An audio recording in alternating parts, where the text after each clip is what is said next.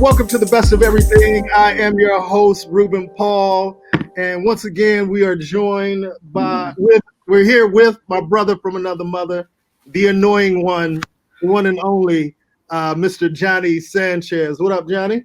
The annoying Juan. The annoying Juan. Well, we found out that you're Portuguese, so we're gonna. Hey, listen! Don't tell Mike that. He won't put me on.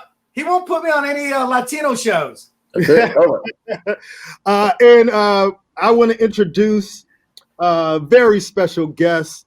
This guy has been in the comedy game for a long time.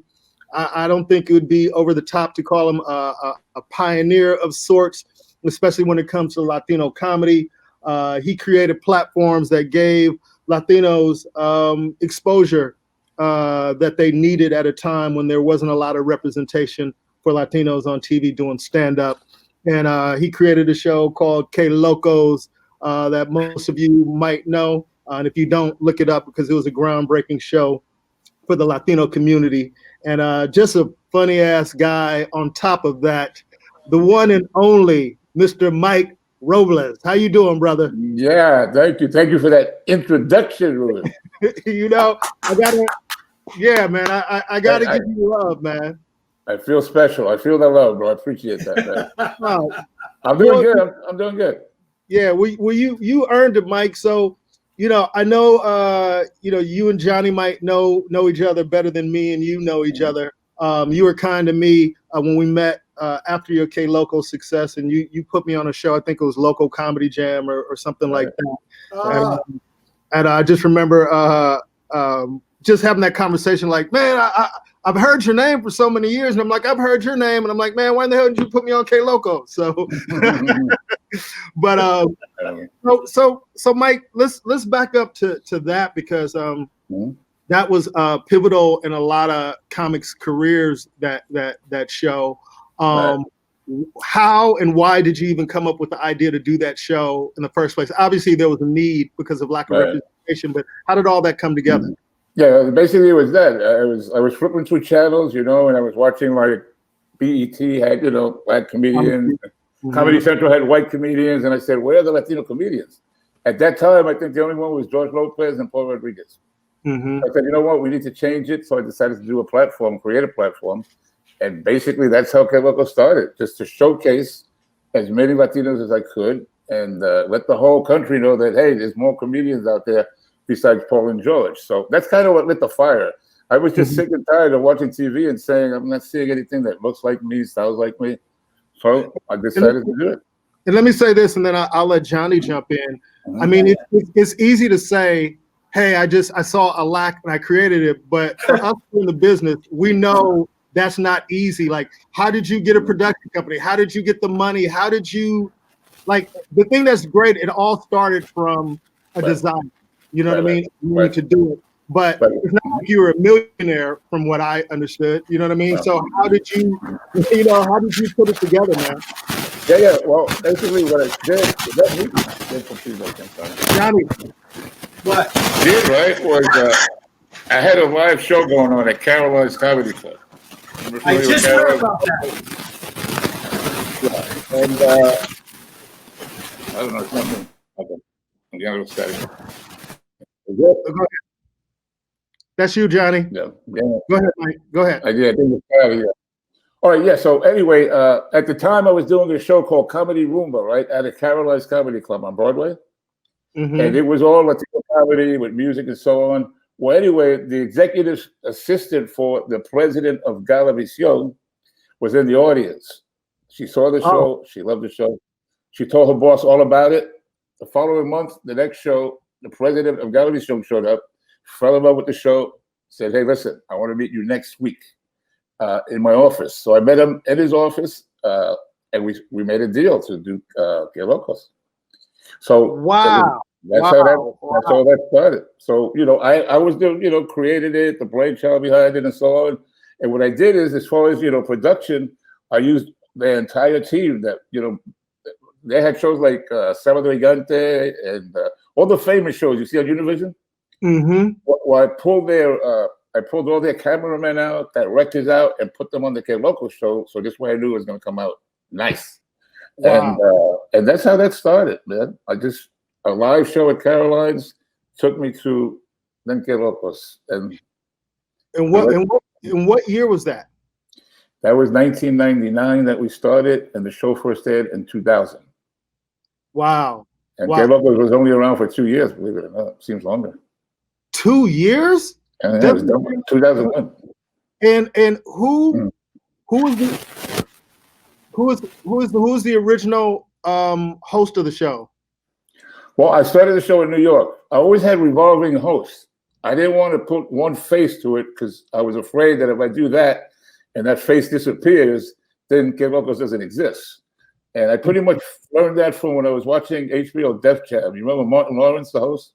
Yes. I'll kill a show. And then he disappeared after the first year, and it just didn't feel the same. So I didn't want to do that with Kid Locos. So I rotated. I would host, George Lopez would host, Willie Barcena would host, Pablo Francisco would host. I would rotate because I wanted to make sure the star of the show was Kid Locos, not any individual comedian. Ah, that's a really good idea. Yeah. So that's what I did. So we had revolving hosts, you know. Yeah. You got anything, Johnny? Well, you're muting me. So is it still bad? You're good now. Yeah. Oh, I wonder if this may have helped. Okay. Well, let me ask you. What's interesting is you also did something. I don't know if this was before Comedy Roomba, but I read that you also did. You were doing another show called Comedy Picante. Was that before even the Roomba? Yeah, so when Galavision made the deal for Kid Locos, we'll backtrack, we did Comedy Picante because they already had a show, I think it was Funny as Funny going on at Galavision. I don't know if you remember that show. I did that, yes. Yes. That was out of the West Coast. This guy, he wanted representation out of the East Coast.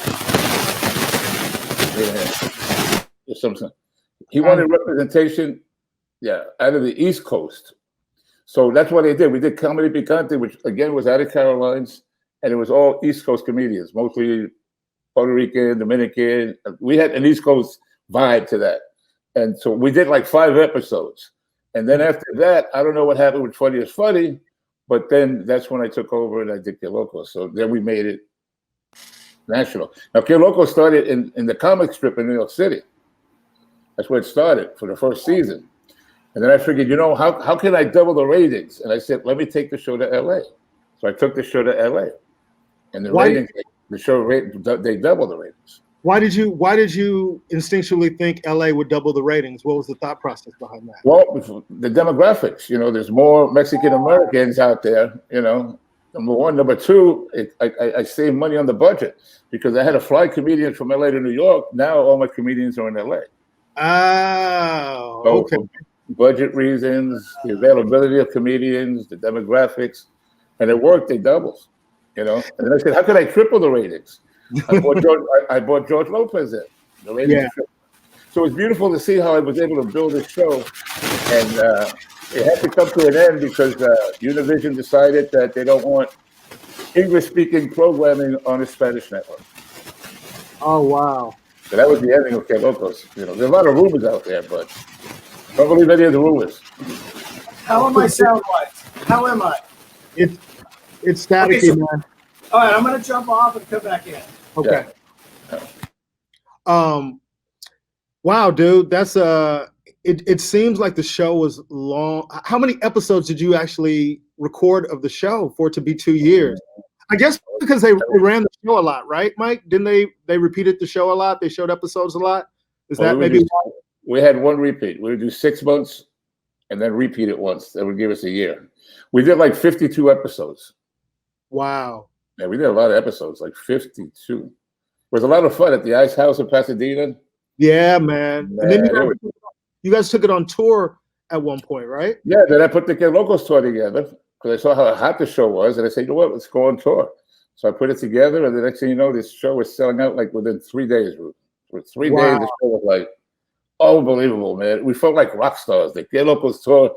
And we started in Fresno, Sacramento, and then we just hit East Coast, West Coast, everywhere in between. And the show was selling out, man. So, Mike, as producer, how often did you put yourself on the show? Like, how many episodes of the show did you do? Did you perform on? For the TV show, I didn't do just a few because I was doing another show called Video Mix. Oh, wow. Yeah. That's the one that I won my Emmy for, the Video Mix series. So I didn't want to overexpose myself. So maybe I stuck myself in there once or twice. Now for the tour, I hosted the tour. This way I could cross promote the shows and do it that way. So I hosted all the shows. One thing that's great about talking to you, and we always talk about show business and business is bigger than show. And I'll be the first to say it. Like sometimes, I'm so focused on the show part of it that a lot of comedians, we lack the business acumen that you have. And where did the business aspect come in for you? Because most comics, Johnny, I was just saying how most comics, we're good at the show part of it, but we don't really focus on the business side. And the fact that, Johnny, maybe take off the headphones. You know what I'm just realizing? What? I'm wondering, B's always on Wi-Fi with me at the same time. That's it. You sound better now without it. It sounds better now without it, but I can't describe how it sounds like like I'm in a tunnel or something. It just less static. Just a lot of static. And here's what's weird, Mike. Last week I had no problems. No, it's because of me, because I'm on the show this week. You figured No. You're sabotaging me, bro. It's definitely not you because we've had problems before with my sound, but last week went without anything. So tell you what, I'll keep my input limited so that there's not, and I'll just ask the questions and he can, So I was just basically asking Mike where the business savviness came from. Like, were you in business before you started doing stand-up? Like, or you just learned as you went along? Well, I used to work for customer relations for TWA, the airline. Oh, so wow. I was pretty good at communicating. That was never a problem. As far as the business part, I learned all of that. I give him full credit. Javier Saralegui, he was the president of Galavision. So not only did I do his show for him, but he took me under his wing and taught me all about the business. I would sit in his office and we would throw a football. Imagine throwing a football with the CEO of Galavision, back and forth. And we just bullshit. This guy was just dropping knowledge as far as business, Mm-hmm. And I remember one day I told him, he goes, "How much you want for that episode?" I said something like, I don't know, $25,000 per episode. I think I can do for that. And he started laughing. He goes, "Listen, you're not going to get that money from me. But if you do the show, I'm going to take you to the person who has that money."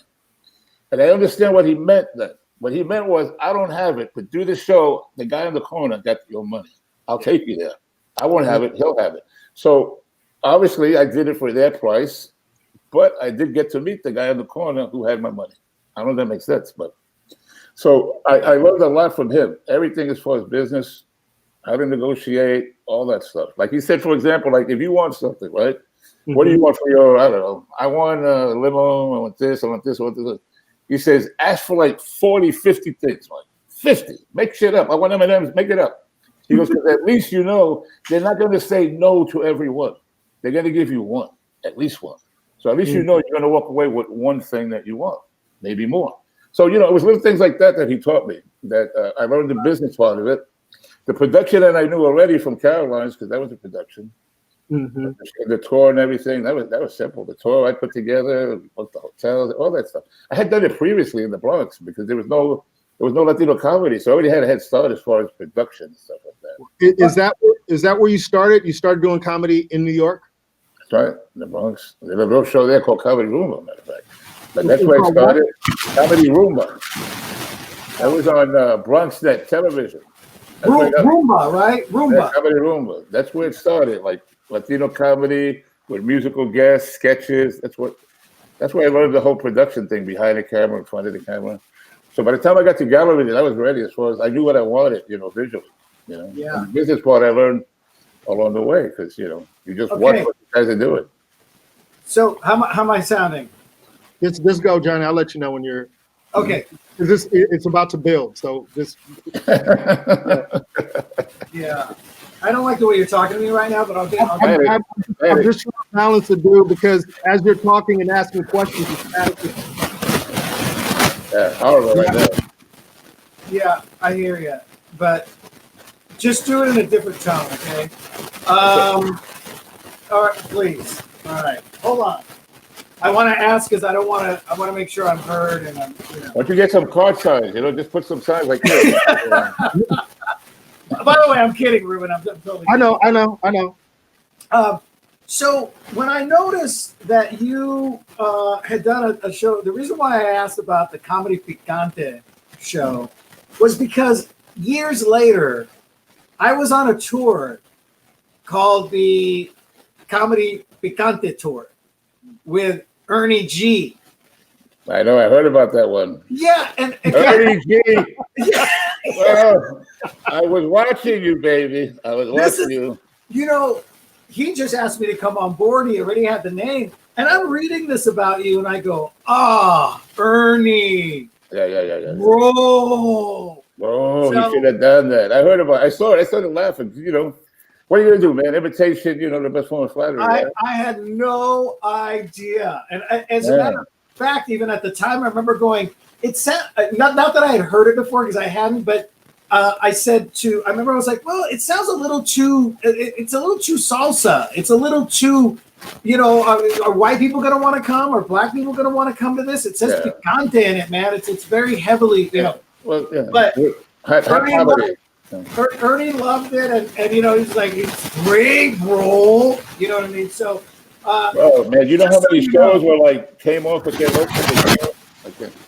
You know how many shows came off with their locals with similar names? I know there was one called, what was it?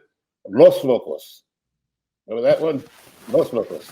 Wow, Los Locos? That's no shame. They're crazy. Los Locos.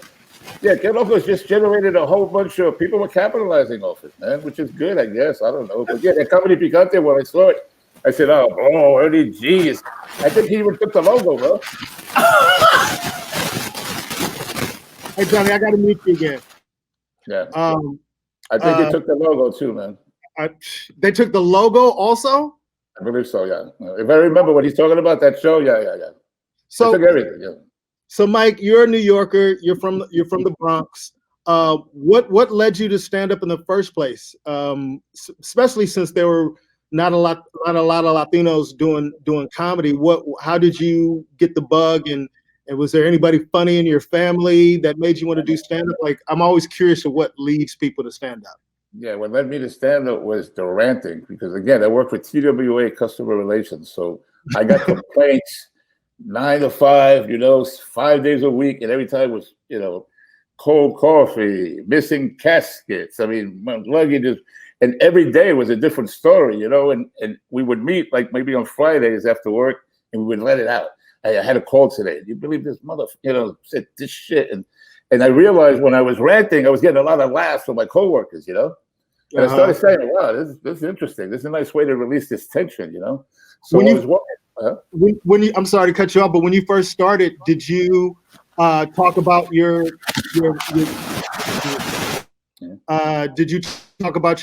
work experience at TWA on stage? No, never.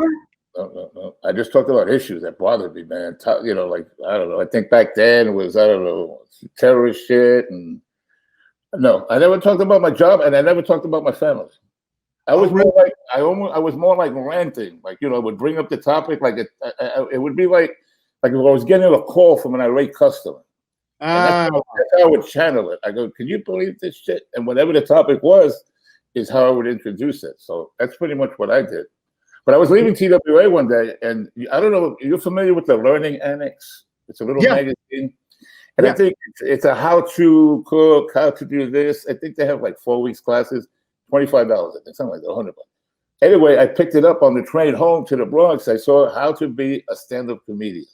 4 classes, $25 each. Well, I took that class. Wow. Just to see the structure, how I can structure what I'm trying to do. And that's it, man. I never looked back. I tried comedy, and maybe a year in, I left my day job because I was making the same amount of money. Wow. And, I said goodbye to TWA and never looked back, man. So how did your family feel about you doing stand-up?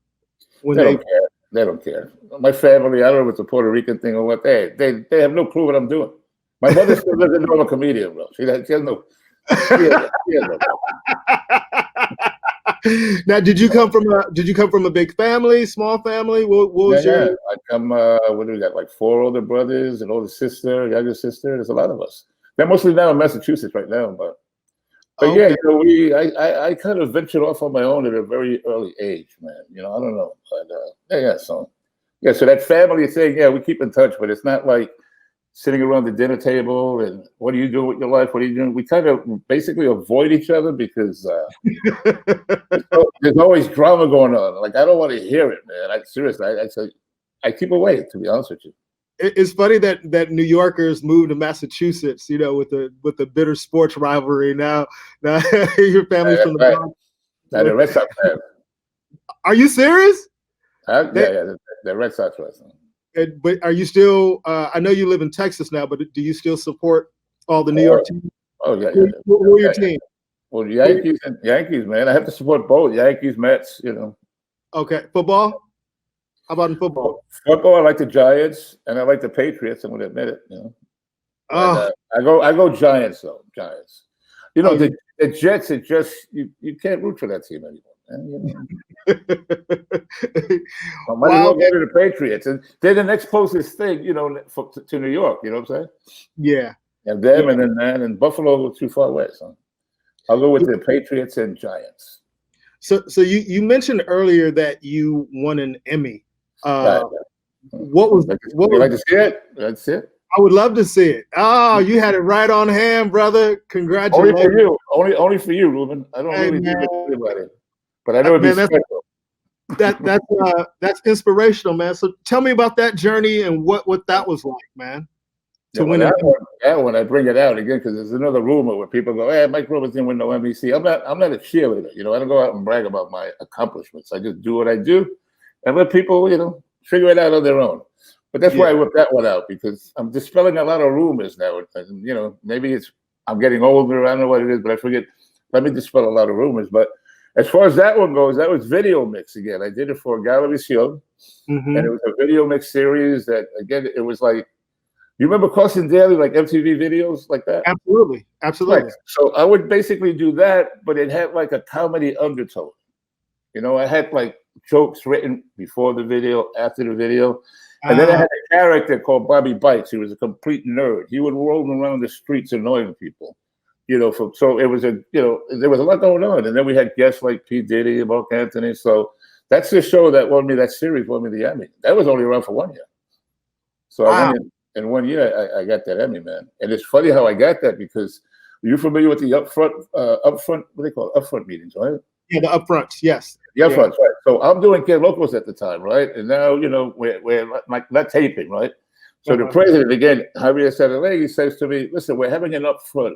Would you mind like doing a 5-7 minute routine, like write something out on the history of television, how we started and where we are?" I said, "Sure, I'm not doing anything," so I wrote it. And then he gets back to me and says, "Hey, listen, man, people are watching that video. They're loving it. I didn't know you could host. How would you like to host a video show? Make one up for me." And so I created Video Mix, and then that led to the Emmy, man. You just never know what's knocking on your door opportunity-wise, bro. Wow. I'm going to add Johnny back in. Yeah. We all get quiet. Wait for the little static. Yeah. I know. It's just weird to see, because it starts off like it's bubbling, and then it just builds. I'm wondering what's causing that. Okay, so can you hear it right now? I hear it. Yeah. I could just switch to my phone, dude. Try that. Yeah. Try that. Wow, that's, like you said, you never know where things are going to lead you. Somebody tells you like, "Hey, make up a video show," and you're like, "Okay." And then the next phone call. I took a week before I created it. I just visualized it, and I said, "Oh, hey, let's do this." I said, the next thing you know, like 3 weeks later, I was taping, man. So, never expected that, but. What was that phone call like to find out that you were nominated, and then to win it, man? Like, was it just, I mean, I didn't even take it serious. You know why? Because back in the day when I did that comedy Roomba show in the Bronx, right? we got nominated for 2 Cable Ace Awards. I don't think they have them anymore. Cable Ace Awards. That sounds familiar. There were 4 in the category. I had two in the category. And still lost. So I had a 50% chance of winning, and I lost to some dude that was a copy of David Letterman, bro. It was sad. So I said never again, because the feeling was like, oh, I can't deal with this. So I said I'm never going to go to another one. So anyway, we're doing the Kid Locos tour live in San Diego, and I'm getting off stage. I believe Gabriel Iglesias is the one who told me. He said, "Hey, Mike, you won an Emmy." I go, "What are you talking about?" We got a call from, I think her name is Margarita at the time. Anyway, somebody got the call because I was on stage and told me I won an Emmy. So I called back and she said, "Mike, we won an Emmy. I'm so happy." This was out of Miami, right? "What do you want me to do with the Emmy?" "I have it here." I said, "Keep it, man. Keep it." "What do you want with it?" "Sell it." She said, "You serious?" I said, "Yeah, I don't want it." I said, "I don't want it." That's what they did. I said, I didn't want it. But obviously they held on to it and gave it to me. But yeah, see, with me, man, it was always about like the passion of doing it, filling that voice that was missing. Because I'm a believer, like if you do what you love and you follow your passion, then all the rewards will follow. I never did it for the money. I never did it for these Emmys. And I just did it because I really love to. And there you go, man. That's really great advice, because that puts you in a position where, you're just, it focuses you because you're not worried about all the outside things you can't control. You know what I mean? It keeps you focused on the work. And that's just dope. So for you guys who are listening, I know we've had some technical difficulties with Johnny and his sound, but Mike is the creator of K Locos, and he helped break a lot of talent, and got Latinos exposure. Even from George Lopez to Gabriel to most Latinos, Felipe. I mean, if you were a Mexican comic in Los Angeles and you were good, they pretty much got on your show. How many comics were on per show, right, Mike? It was like four per show. So at the end of it, when we were done taping, we probably put about 200 comedians on stage. Wow! And how much time did you comic have? Well, I would start it like the opener. The host would do 6 or 7. The first would do 7. I would gradually build it. The next one 8 or 9, and then the closer like 9 minutes, no more. And that would give me my hour show. And also I had that little sweet spot for like an up and coming comedian that I could know would be able to handle 5 minutes, and I want to get exposure, So I put them right in the middle just in case, But Johnny, did you ever do K Locos? No, I was never asked. Yeah, we couldn't find them. We tried.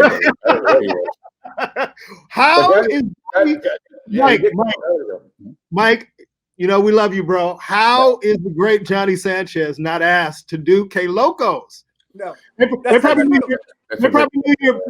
you were Portuguese. But honestly, I think this is what I think it is, right?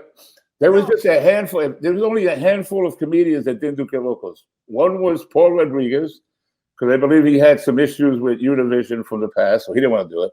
Mm-hmm. Carlos Mencia, because he said, "Okay, I'll do it, Mike, but I want to host every episode." I said, "I can't do that, bro. The show is K Locos. I can't put a face like that." So he didn't do it. And I think Johnny Sanchez was the third one who played like he was too good for it. That's what I think.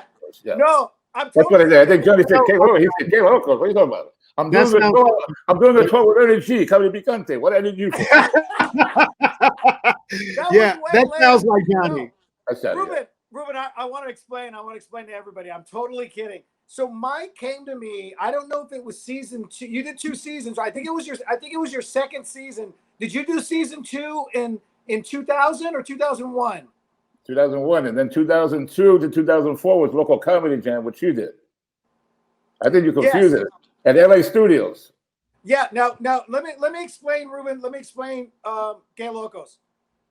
So in 2000, no, it's all on me, man. It's all on me. In 2000, I shot my Comedy Central half-hour special. Okay, and that was my first special, and it was everything.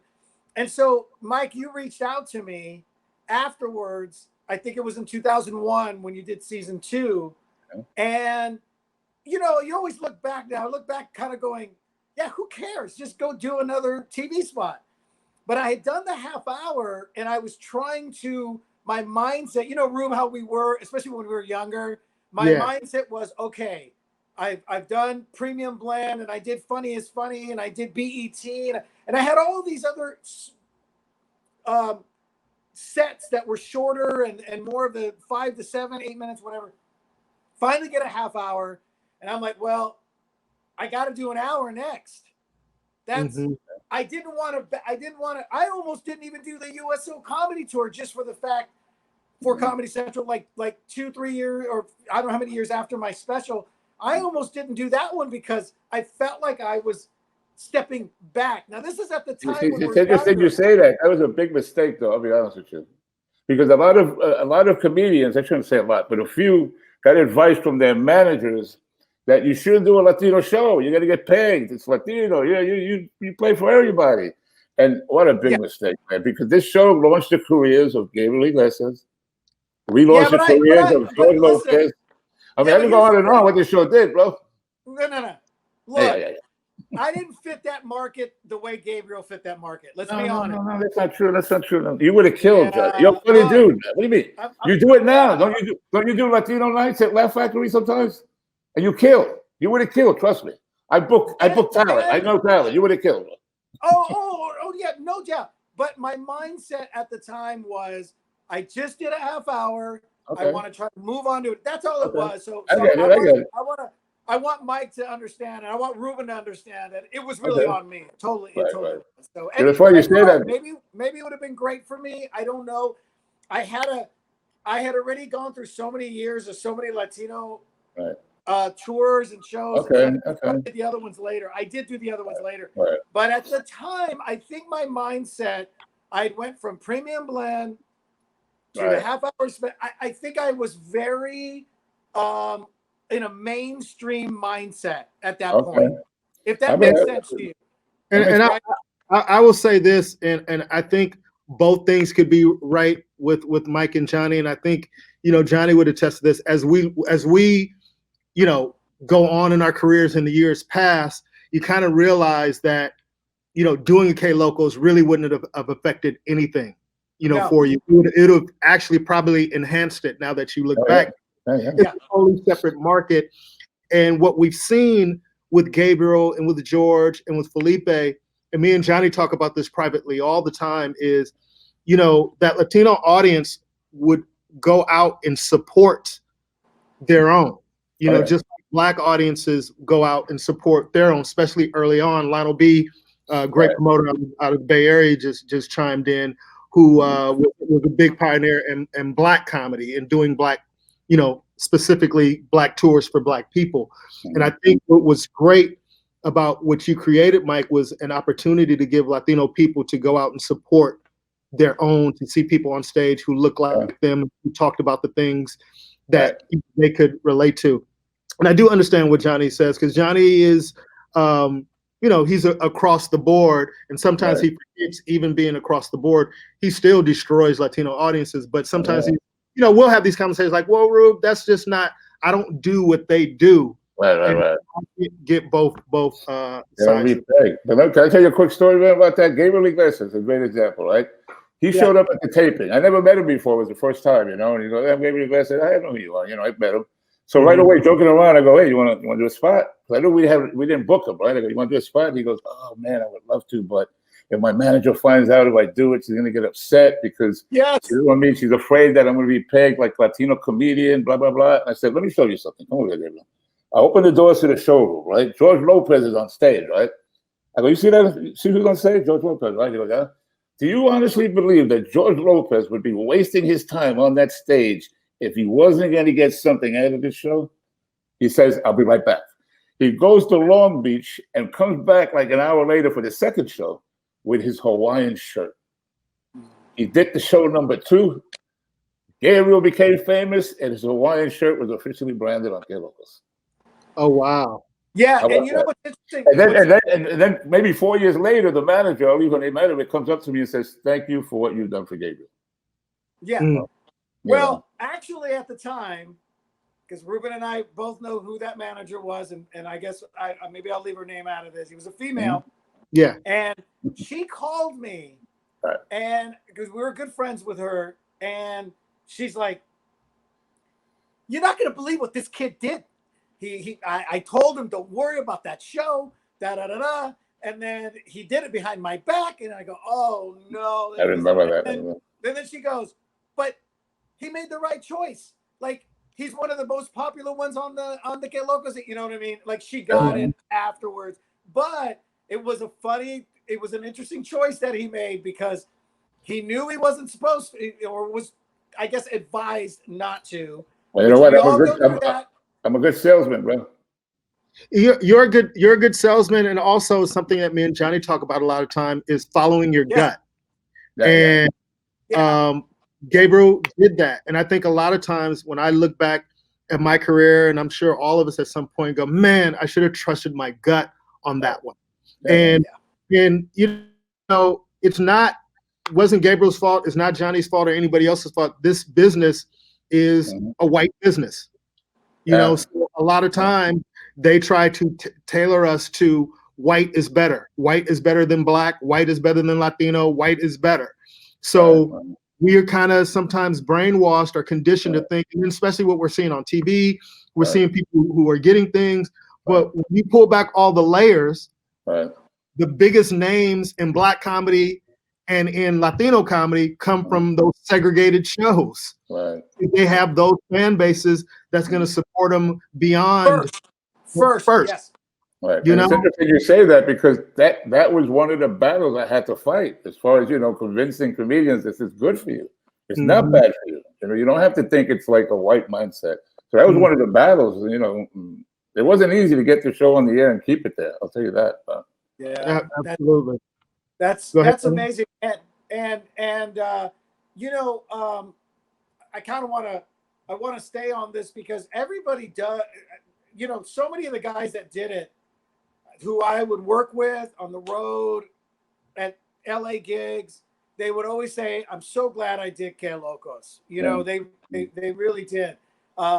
They were all happy with the outcome, and it helped their careers. You know, I did Funny is Funny, and that did not have the same impact as Que Locos had on everybody else because it was so specific. Que Locos, you know, and but I think Ernie G also was going to do a thing called Get Crazy. He was going to do Get Crazy. Probably, bro. Who knows? He's probably doing it now. He's probably doing it now. And let me just say this from personal experience. Totally joking. I remember when BET Comic View first came out, and D.L. Hughley was the host, and it was one of my first television appearances. And I did it, and it went well. I was a young comic. Like I think I had only been doing comedy about a year when I got my first TV spot, and I never went back to do BT Comic View. And I was asked several times to come back and do it, but I was in that mindset Johnny had, where it was like, oh, I don't want to get, you know, this stigma or whatever. And I look back now, you know, being a veteran and going, I wish I had better guidance, you know. And when you're a young comic, man, and you don't, and I'm not trying to shit on any management that I've had, but Johnny knows this, you know, most of my career, you know, I haven't had a lot of management, or sometimes just didn't get the right advice.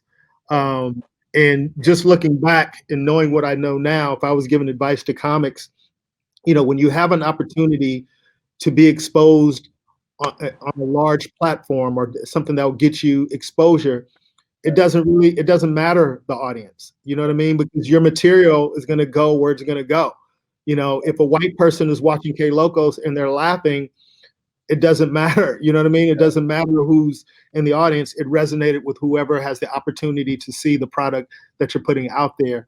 And so I can relate to Johnny in that mindset and being told, you know, I remember doing Def Jam and some white person told me to take it off my resume.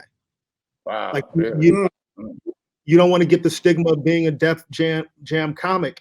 And I get it in theory, but at the same time, it's ridiculous, because if you watch somebody, then you can see what they do. You know what I mean? Yeah. You can see that, okay, they can do other things, that they're not the typical Def Jam comedian, but it was a label that was created that if you're a Def Jam comedian, you were dirty, and you only did one style of humor. And I think it's unfair to the many comedians who did that show, and we're all vastly different. And that was, Johnny knows this. That was part of the reason why, I started the show at the Laugh Factory. 2.5 years ago, almost 3 years ago, called Ruby Tuesdays, and it was about bringing comics, whether they're Latino, whether they're Black, and just have them be themselves. Like they didn't have to try to do a mainstream set. Man, you can just come and be as Black as you want to be as Latino as you want to be as white as you want to be, and knowing that audiences have the capacity to digest it and to understand it and to get different cultures, Well, So that's great that you're doing that, man. It's beautiful that you did that because that's what we need more of, Ruben. Yeah, but for me, man, I just admire, hearing your story and just, understanding the business of it and having the courage to go through and put it out. Like you were doing the show, they came and saw it. You were blessed. Timing is everything, isn't it? Like if you think about the timing and the fact that this guy is at, Galavision who went on to mentor you, it was meant to be. It just sounds like all this was meant to be. Yeah, I was at Caroline's, and right before this whole pandemic hit, I did a little fundraiser there at Caroline's. It was this past March, and he was in the audience, man. 20 years later. Yeah. He surprised me. He was sitting in the back. I said, "Oh shit, Javier, what are you doing here?" He goes, "Man, I had to come and support you, man." And he said, "I have to thank you, man. You saved my ass 20 years ago." I said, "What happened?" He goes, "I don't mention the name, but so and so." He pulled the show off of me. He held me hostage for more money. And finally, Ken Oakland was there to save me, so it was crazy. 20 years later, I meet this man again. Well, let me say this, Mike, switching subject, because, I think your story is very inspirational on a lot of levels, from where you started to creating those platforms. And then, and you can tell me if you're not comfortable talking about it or not, but even, with you dealing with cancer now and how you're handling that. And like you said, you're still out there doing shows and performing. What's this journey been like for you? Oh man, it's rough. It's been rough, but I set my mindset pretty much to what's my mindset? Yeah, I don't tell people that I have cancer. What I say is I've been diagnosed with cancer. In other words, on paper, they say I have cancer, but in my mind and my heart, I don't have cancer. Yeah. But that being said, the reality is, my life has changed. I get chemotherapy. The cancer also messed up my kidneys. I got kidney dialysis. So I got kidney messed up kidneys, the whole shit. But I guess the answer to your question is like, you got to be strong, positive, and just count your blessings that you're still here. I mean, I don't mean to get religious on you, but every day is a good day. I'm grateful for every day I wake up and my family, and it's a whole different mindset, man. Well, you can get religious as you want, man, because, even in the year that we're all dealing with in 2020, we're all faced with our mortality. Like you said, on paper, it says you have cancer. People are struggling with different things, but tomorrow's not promised to anybody. You could be in your mind, you could be perfectly healthy, and something, can happen. And I've dealt with a lot of tragedy in my life. And even this year, through friends and family, just unexpected circumstances. So, I just take every day to be grateful. But when Johnny spoke to me and we talked about having you on the show, I just find it inspirational, somebody who has your attitude and your mindset, because you have two choices. You either can think positively or you can think negatively, and you chose to think positive. What type of cancer were you diagnosed with? Multiple myeloma. It's a cancer of the blood. And, most people, you have cancer, you get chemotherapy, and then you hope that you're in remission and you're cancer-free. In my case, I will never be cancer-free. Yeah. But you learn how to deal with it and live with it, and that's that's the challenge, man. And day by day, brother, I didn't realize is that why myeloma is is that the term that it's in the blood? Is that I didn't even know that. I did not know that. Yeah, multiple myeloma is a cancer of the blood. You can only manage it. You know, you can keep it from spreading, but you can't get rid of it.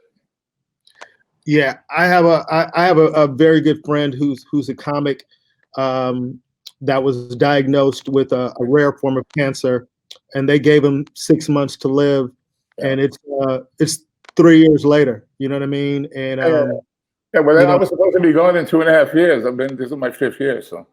See, praise God, man. You know? Yeah. I'm not going anywhere, man. That's my attitude, man. Yeah.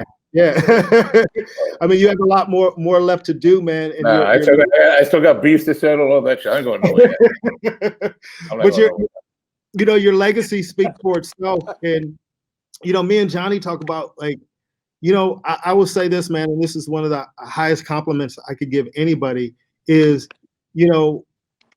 especially in comedy, if when everything is said and done, the only thing they can say about you is you were funny, you might not have lived a full life, but you have a legacy of being able to know that you made a difference in other people's lives. Yeah. You know what I mean? Not just through your performing at comedy, but giving comedians the opportunity to fulfill their dreams. Because this journey is not easy. There's a lot of gatekeepers in this business that keep, me and Johnny always, a lot of times they go, man, why doesn't this person get an opportunity? Or, man, you would be perfect for that. And why do you always get looked over? And to have one of our own in a power position to be able to tell the white guy who doesn't know, or to tell somebody who's not in our industry, like, no, man, this guy is funny. This guy deserves a chance. This guy deserves an opportunity. I mean, I hope you know how important and how huge that is, man. Because all we ask for as a comedian is an opportunity. And I know all of us have been through this. I have friends calling me up and go, man, how come you haven't been on this? Or how come you haven't done that? Or you should do this show, man. How come you weren't in that movie? And it's like, yeah, motherfucker, I'd love to do all of that. But the opportunity, and I'm just the type of person where I'm fighting for opportunity. And I always, sometimes when somebody has a lot of opportunities and they're complaining, there's a part of me like, yo, dude, you have every opportunity to succeed. I mean, you can't be mad at anybody else because, most of us just want the opportunity, man. So I just think that's dope that you had that type of vision to understand, like, I appreciate that. And when I did it, like I said in the beginning, people say, you realize that you've done this. You realize you've done that. And I go, I'm not realizing anything, man. There's a lot more to do. I said, when I get older and I'm in my rocking chair, then I reflect on, wow, this is what I did. There's how many people's lives I touched. Well, now that I have the cancer thing, I've had plenty of time to reflect. And now I'm realizing, like, wow, I did that. I did this. So, yeah, man, I feel great about it. I feel great. I'm blessed, man. I'm blessed. Yeah. And it's sometimes it's, you realize, because a lot of us, I mean, when you're faced with your mortality, like you are, it's right there. But like I said, I've had so many situations, man, where you think everything's fine and your life has changed. And in this, like, both my parents were killed in a car accident. Oh, man. Yeah, but it just shows, they were healthy, they were fine, they weren't diagnosed with anything, and then they're just taken from you like that. So I know that it's beyond challenging to deal with what you're dealing with, but your mindset and mentality will get you through it. And like you said, it's 5 years later for you, and you're here. Yeah. And like a friend of mine said, we're all gonna go one day, man. So absolutely. And just Johnny, I think Johnny's gonna be around forever. I don't know. Something tells me Johnny's gonna be around forever. He doesn't even hear me right now. I don't know about that. You're gonna be around forever, Johnny. Of course. And even Johnny has to be around to annoy me, man. Oh, man, but you guys make a great team together, man. Well, Johnny, poor guy. I know, Johnny, you're freezing now. Wait. Oh, I'm freezing? Yeah. Am I freezing? You're freezing, bro. It was going so great, now? Johnny. It's better. It's better. How about now? Okay. Yeah, go ahead. Just talk. We can hear you though, so the people on audio can still hear what you're saying. Go ahead. So I think that Mike his follow-up to Que Locos should be Que Living. Does that work? Well, actually, I'm doing something. It's called Living for Laughs, is what I'm working with. Right, and tell us about that. See? Well, basically, it's going to be my story about everything I've been through, as far as, comedian, and then, dealing with all the cancer and stuff, and being at death's door like 3-4 times, man. It's a story to be told. So living for laughs, living for that laughter, So Absolutely. It'll be the story, man. But I'm writing it down, but we'll see what happens. Good. Well, you've had great success with creating stuff, man. So I know this is going to follow suit. Have you been able? I mean, of course, we're all in COVID right now, but during what you've been dealing with cancer, have you still been able to perform and do shows before prior to COVID? Were you performing at all? Still? Yeah. I did the Que Locos 20th anniversary show we had at the Ice House, and then I did the fundraiser at Caroline's. It's funny, I went in right before the COVID. That was March 1st, and then New York closed down 2 weeks later. Yeah. So, but since then, no, I could see I'm working with a compromised immune system, Ruben. So I got to be very careful. Somebody sneezes on me, I can get pneumonia.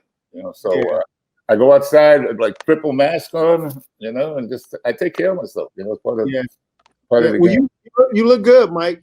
Try it. Yeah. and so, Mike, coming up in New York, a lot of comics make the decision to, am I going to stay in New York? Am I going to move to LA? So was it Que Locos that brought you to LA? Did you ever consider like, oh, I'm just going to go to LA and dive into that scene? I never dreamed of going to LA. Que Locos brought me there. Otherwise, I'd probably be in the Bronx. I'd be killing the New York scene, Ruben. That's about it. I would go, it would be New York, Pennsylvania, Mass, Florida. That would be my little gigs. Yeah. But no, never, man. It was Que Locos that took me to LA and opened up my world, actually, Que Locos. It introduced me to a lot of people, man. And I went everywhere, man. I mean, I met Deepak Chopra because of Que Locos, all that stuff, man.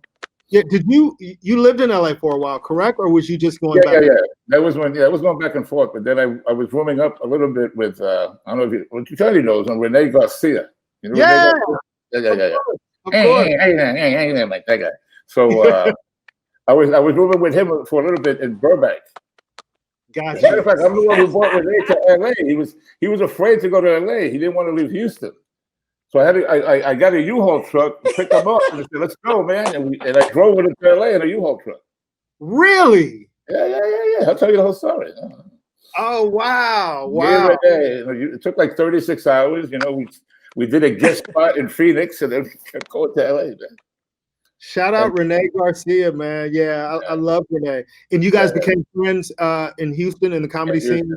Yeah, because he came when we were doing a tour. That's how he introduced himself to the tour.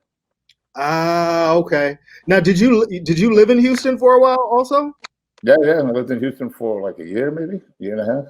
And what brought you to Houston? I always find it fascinating people who a woman. Hey, romance, bro. and then when they got crazy on me, it was time to get out. I went back to Miami. Oh my God! You lived in Miami too? I lived in Miami for 4 years. Man. See, I went from New York, and then when I did the Que Locos show, they're based out of Miami, so I lived in Miami on South Beach for 4 years, and then from there I went to LA with a stop in Houston. Now I'm in San Antonio. Wow! Now, did you say? Now you said you guys didn't do any Que Loco episodes in Miami, did you? Que Loco episodes? Yeah. No. Okay. That's where we did all the post-production. Got it. And the studios, everything, the editing and all that stuff was there. And then we planned the show and then hit the road and do the shows. And the video makes like tape right from the studio there too. So. Okay. Now, obviously, you have all the footage from all the episodes of Que Loco. Have you thought of doing some type of documentary on that whole experience? Because I think that would be great for the world to kind of see. I want to do one. I thought about that. I approached one person the person If was you against want to host, business. Mike, if you want to host it, I mean, you know, I'll do that for you, man. I mean, if you The want me to, documentary? Are you talking about the documentary? You're trying to get my wheels going. What are you talking about exactly? Be specific. Oh God! I've been thinking about doing a Such an local opportunist. documentary, Such right? an opportunist. Right now, actually, I'm writing a book about the locals right now. I just think, you know, like even in the time that we're going through in our country, and people are starting to find out true history, true history. I just think about stuff that, you know, should be documented. And even though it was 2 years, I mean, look at all that it did in just 2 years, bro. You It's know, funny you say that, man. It's so true because there's no documentation of Latino comedy, man. I'm gonna die and people are gonna go Paul Rodriguez and George Lopez. God bless them, but there's so much more, man. The history, like you said, and it's, no one's doing it. So that's why I said, you know, I got downtime as far as with my health and everything. So I said, I started writing my book. But that documentary is a great idea. Matter of fact, Fraser Smith said I should do one. That, you know, Fraser is one of my closest friends. He's been a friend and a mentor to me. We love Fraser, and he's right, dude. Because, you know, our stories need to be told, and sometimes, you know, it gets glossed over, and especially when people go, oh, it maybe, you know, it was an insignificant amount of time, but it didn't matter if it was 1 year, 6 months, or 2 years. It had a huge impact on the culture and in the comedy business, and it's part of comedy history. Do you know D. Militant, Daryl Littleton? Do you know D. Militant? What's his stage name? Is that his stage name? D. Militant. Yeah, he used to go on like a militant. Yeah. He was that little French Derby. Yes. He did the show for us. What did he do? Yeah. So D. Militant did a book. Great. D. Militant did a book on comedy history, on Black comedy history. Right, I saw that. It's just a very important book to go back and reference. And what I like about it is he really, you know, of course he got all the big names, but he went from the big names and just tried to get everybody on record, you know, who was around and who had an impact on the comedy scene, man. And I think it could be great to tell the story, and it can shed light on so many great comedians who, I mean, obviously a lot of people broke from the show, got huge exposure, but then there's still some great comedians who maybe didn't break from the show, but it doesn't mean that they're any less talented. No, they're all talented. They all have a story, man. And I'll leave this, what I'm about to say, for another day. But it's unfortunate that, you know, with Latino comedy, we really don't have the support of the bigger stars to support it. Like you said, D. Militant. Everybody jumps on board in the Black community, man. You got that love, you're connected, history, and you get to tell your story. But the Latino comedy scene, Ruben, is a lot different, man. It's just like nobody supports anybody, man. And that's the sad part. So you have a great idea, but I would say to you, I'll do a documentary, but I'm not so sure if the big stars will participate. Well, let me say this to you, Mike. Go ahead. You know, I don't mean to say it in a negative way. I'm just saying it's a fact. I could tell you probably you wouldn't see them in the documentary. I'll let Johnny go, and then I'll give my 2 cents on that. Go ahead, Johnny. Yeah, Mike. I'm also always. I agree with you. The Latinos do not just jump on board with each other, and I don't know if this is a difference. You asked me what you. I mean, you tell me what you think. The thing about Latino comedy is there's such a wide range of cultures within the Latino cultures, communities, and everything. So there's Mexicans, there's Puerto Ricans, there's Cubanos, there's, I mean, Argentinians, and sometimes I feel like that's been the problem. Is that a lot? And I've heard some say, well, that's a Mexican show, or hey, that's a Dominican show, or so. I also feel like we all need to just come together, regardless if we come from a different background within the Latino, our Latino culture. You know what I'm saying? So What do you think about that? Do you think that sometimes divides us? I think it divides us, yes, but when it comes to comedy, I think it unites us, because now you have on comedy, I get to see the Cubans' point of view, the Puerto Ricans, the Mexican, and you're all making me laugh. And I'm learning about each and everyone's culture through the comedy. Now, once we leave the comedy scene, yeah, I'm better than you, you're better than me. We get to that political scene. But as far as comedy, no, it brings us together. That Que Locos did that. I mean, we had Argentinians, obviously Mexican Americans, Puerto Ricans, Dominicans. We covered the whole spectrum, and everybody loves each one. But you're right, as far as that is a problem, but I think comedy unites us. I don't think it has to do with the problem. Like I'm saying, is like when those who make it big don't come back. I see. But you take HBO comedy. Remember the Def Jam, the 25th anniversary? Mm-hmm. Who did you not see on that stage? Everybody, right? Dave Chappelle, Chris Rock. They were there in support. What I'm saying is you're not going to see that in Latino comedy. All right, let me say this, Mike, because you're a positive person, and I get where you're coming from because you're giving your opinion based on experience. Right. But one thing that I've noticed, especially in these times now, I've just seen a shift in the world. We've all seen a shift in the world. We've all seen a shift in mentality, and a lot of these comics are older now, and I think what we're going through now with COVID and racial injustice have given us, I think, a different perspective.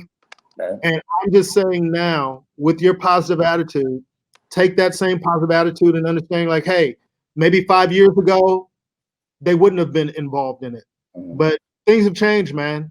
There's some people who said they would. Right. There's people who said they'll never do an online comedy show that are fucking doing online comedy shows. So I would say now, man, the term water under the bridge, you know what I mean? So yeah, I agree. And I hope you're right, Ruben. I'm just going off something as maybe recent as maybe 3 weeks ago. So it's not 5 years ago, Yeah. But it's okay. It's okay. It doesn't stop me doing from what I'm doing. Yeah. I'm going to continue doing this. A lot of talent out there. I'm not saying that it can't be done. The Que Locos story will always be done. It wasn't always about one particular individual. But it's nice to know you have the whole family there when you're doing it. That's all I'm saying. Yeah. It's not like it can't be done if they're not there, Exactly. But that's what I'm saying, elevate the Latino comedy scene, because you were talking about history. Well, that's part of it. If together we did it, man, our voice would be so amplified and louder where people would be going, wow, Latinos, we can do it too, man. It's not only African Americans or whites, but we can represent with them. And that's what I'm trying to accomplish, that feeling amongst Latinos that we can do it too, because we can. But until we all unite, it's gonna be another battle to do. Absolutely, and just I'll be positive. I'm definitely positive about it. Yeah, and I think it can happen. And who knows? Like maybe you get the right people at the right time to help broker it, to help settle whatever. You can broker it, Ruben Paul. I know you. Hey, I know anybody can is Ruben Paul. And because at the end of the day, man, it's like life is too short, and there's a lot of. I had a conversation with an old friend who there was an issue that I didn't even know about, and in having this conversation, I found out that he's at a point in his life where he's reaching out to different people and going, hey, man. If I ever did anything to piss you off, if I ever did anything, I'm sorry. Because I think as we get older, we look back, like we're all in a place where we're doing a lot of reflecting. I think the world is doing a lot of reflecting right now, and we just like, really, am I going to hold this grudge from 5 years ago with this person? And people are dying on a daily basis. We've lost, hundreds of thousands of people to this disease, man, and we're finding out now that tomorrow isn't promised to anybody. So I'm just hoping that during this time, maybe it will be me, who can help facilitate this. And I'm a Black man, but who still sees the importance of this story being told because it's a part of the whole comedy spectrum. And Blacks have a lot of issues too coming together. This like that Def Jam show wasn't is easy to put together as people might think, you know what I mean? And not everybody, was involved, and there was a lot of different hands in it. And but at the end of the day, it was enough to be able to sell it and to get it to the masses.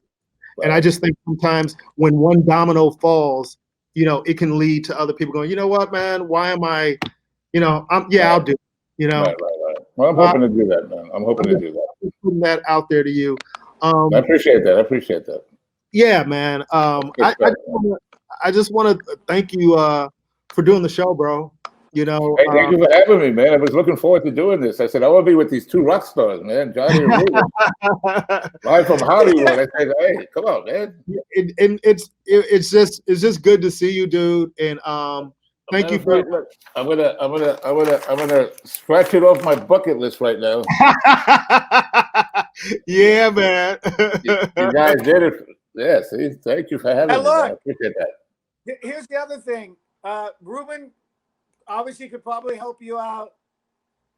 I could as well probably help you out if you were Mexican. Does it matter? How about if my children are Mexican? How about if they're Mexican? Is Mexican qualify? Mexican? Yeah, hey, man. I just thought of, after everything we talked about, I thought I'd throw that in. Like, you know what? He's not Mexican. I can't throw in a word for him. I'm totally kidding, man. I love you, dude. You know how much. That's hilarious, man. You're awesome. You're awesome. Well, Johnny Sanchez, man, what a trip this guy is. I mean, Johnny.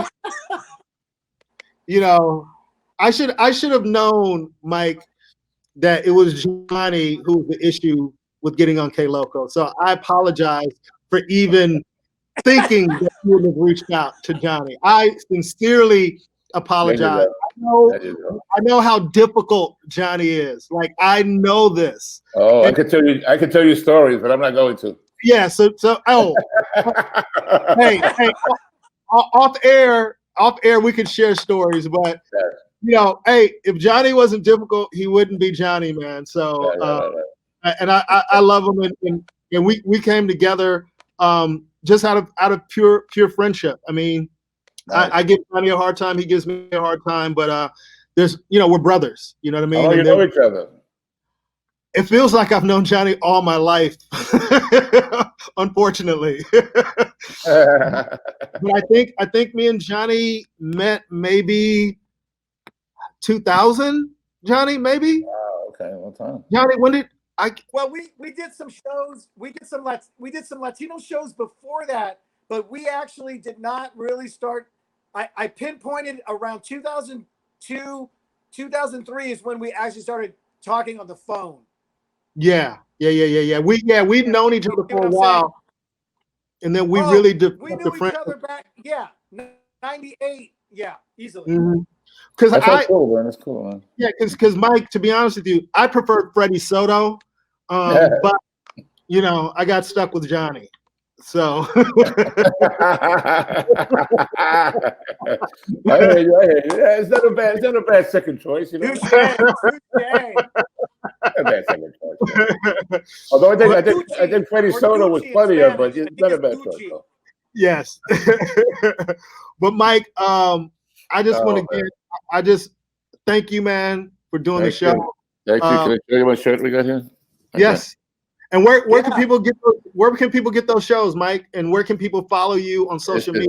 The 20th anniversary of K Locos, man. So 20 years ago. Yeah, you can go to Instagram. It's Mike K Locos, or Facebook is K Locos. Yeah, you can go there. Yeah, Instagram or Facebook, or you can go to my page, Mike Robles Comic on Facebook. Okay. But Mike Robles, and it's all there. But awesome. We just put them for sale now. Quick. Wait a minute. Yeah, go ahead, Johnny. I forgot to ask you my number one question that I had on my list. Yeah, I forgot. Did you win an Emmy? Welcome to the party, bro. Yeah, we talked about that, Johnny. Oh, now wait a minute. For what? For what? Real quick, for me. Oh my God. For being a good guy, bro. Being a good guy, man. They said you're a good guy, Robles. Okay. We like what you're doing, and they gave me the Emmy, man. Okay, listen, I just want to tell you one thing. On all of your anywhere that you're Googled and on everything, it only says Emmy Award winner. It does not say for what. Video Mix, the Video Mix series, 2001. Okay. I couldn't even find it on IMDb, bro.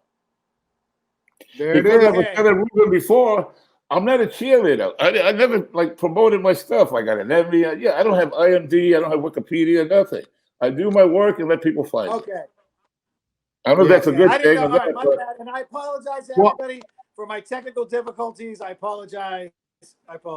Well, what we've learned, Mike, is, you know, me and Johnny have learned is like a lot of times you keep things quiet, and we're the same way. But I think now we're at a time where people should know what you've done, what your accomplishments are, because you've earned it. You've earned everything that you've done, and huge. And you've done a lot, and you should be proud of everything that you accomplished. And just know from us and to the fans listening, I encourage you, dude, you know, let's stay in touch. You know, we're all like, a lot of us are on Facebook, and because of the algorithm, sometimes we don't see people's posts and everything. But having you on was an honor. We're praying for you, for continued strength and health, and you know, for long life, brother. Because you've done a lot, and they always say give people flowers while they're still here, and that's right. And just know that this is a small, very, very, very, very small, minute version of me and Johnny giving you your flowers, because I appreciate that. Thank you, man. Thank you very much. I appreciate that.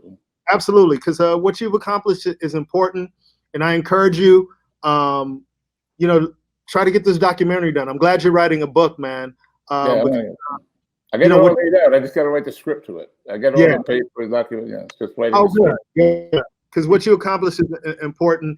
And if anybody learned anything from this podcast is, you know, where there's a will, there's a way. And when you have if you can, you know, imagine something, you can achieve it. You know, if you can envision something, and you had a vision, and look what happened, dude. Look at how everything just fell into place, man. From TWA to this, I mean, it's amazing. It's an amazing journey, man. Yeah, and then you know, you have this Emmy, but beyond the Emmy and beyond any dollar that you've spent, it's the impact that you've had on a lot of different lives, man. And and thank you for that, brother. Thank you, man. I appreciate you, brother. Appreciate you. So everybody who's listening, follow Mike Robles. You can find him on Facebook, Instagram, Twitter, everywhere. And MikeRobles.com, whatever. Like Johnny said, just Google me. MikeRobles.com, I believe it's. Yeah, and you guys, if you enjoy the podcast, please continue to share. You can find us on iTunes, Google Play, Spotify, YouTube, anywhere podcasts are. You can find the best of everything with Ruben Paul and Johnny Sanchez, and especially this episode with the great Mike Robles. And thank you, Mike, for doing the show. We love you, brother. Love you guys too, man. Thank you very much. I appreciate you, man. All right, guys. And, thanks for we're out brother. Here, man. Take care. Ruby motherfucking Tuesdays. This show is all about diversity and bringing everyone together.